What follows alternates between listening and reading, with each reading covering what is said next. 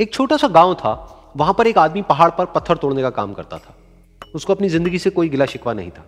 पूरा दिन वो काम करता, मेहनत करता, दिन के एंड में जो थोड़ा बहुत पैसा मिलता वो जा करके अपने परिवार के साथ में थोड़ा सा टाइम स्पेंड करता और चैन से सो जाता। तो एक दिन रोज की तरह वो अपना काम खत्म करके अपने घर की तरफ जा रहा था, तो रास्ते में चलते चलते उसके मन में ख्याल आया कि ये भी कोई जिंदगी है कि सुबह से शाम तक मैं पत्थर तोड़ने का काम करता हूं और एंड में मेरे को थोड़े से पैसे मिलते हैं, जिसमें मुश्किल से मेरा और मेरे परिवार का गुजारा हो पाता है।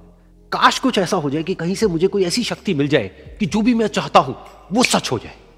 वो अपने घर पर गया, उसने खाना खाया, लेकिन उसका ध्यान खाने की तरफ नहीं था। उसके दिमाग में यही ख्याल चल रहा था। उसके बाद में वो यही सोचते सोचते सो गया। फिर नींद आने के कुछ देर बाद उसको एक सपना आया। सपने में उसने देखा कि रोज की तरह वो अपना काम खत्म करके अपने घर लौट रहा था। रास्ते में उसने एक बहुत ही बड़ा घर देखा और उसके मन में आया कि काश ये घर मेरा होता और मैं इसका मालिक होता। और उसके सोचते ही वो उस घर का मालिक बन गया। उसको यकीन ही नहीं हो रहा था कि जो उसने सोचा वो बन चुका है। लेकिन उसकी खुशी ज्यादा देर नहीं टिक पाई, क्योंकि उसको एकदम से एक शोर सुनाई दिया।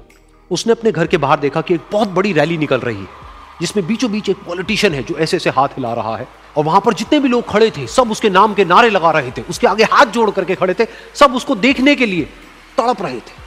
तब उसको यह एहसास हुआ कि मैं कितना छोटा हूं उसके आगे। और फिर उसके अंदर से एक ख्याल उठा कि काश मैं ये पॉलिटिशियन होता और मेरे पास भी इतनी ही पावर होती जितनी कि इसके पास में है।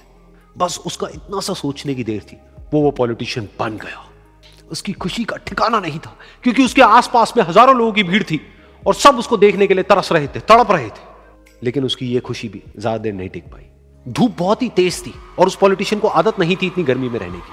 तो उस धूप की वजह से उसको चक्कर आ गए और वो बेहोश होकर के गिर गया।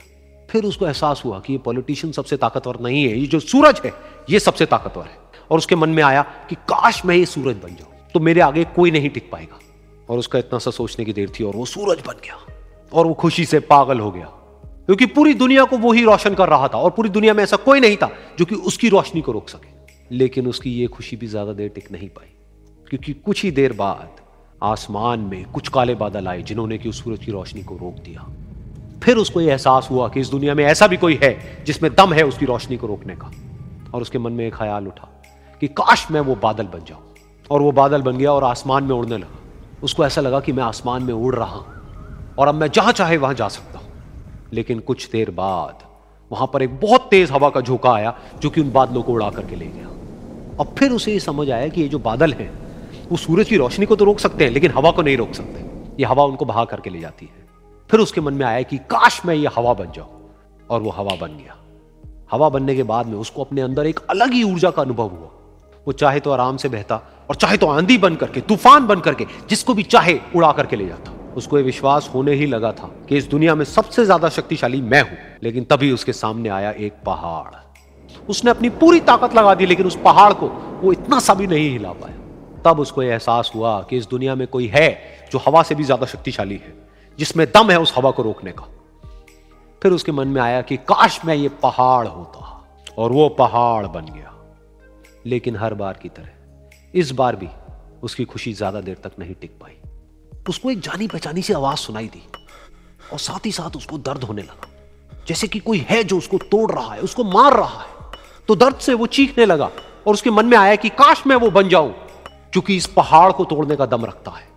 लेकिन इस बार उसकी एक ख्वाहिश पूरी नहीं हुई। वो रोने लगा, चीखने लगा, चिल्लाने लगा। उसने अपनी पूरी जान लगा दी, लेकिन इस बार वो नहीं बन पाया।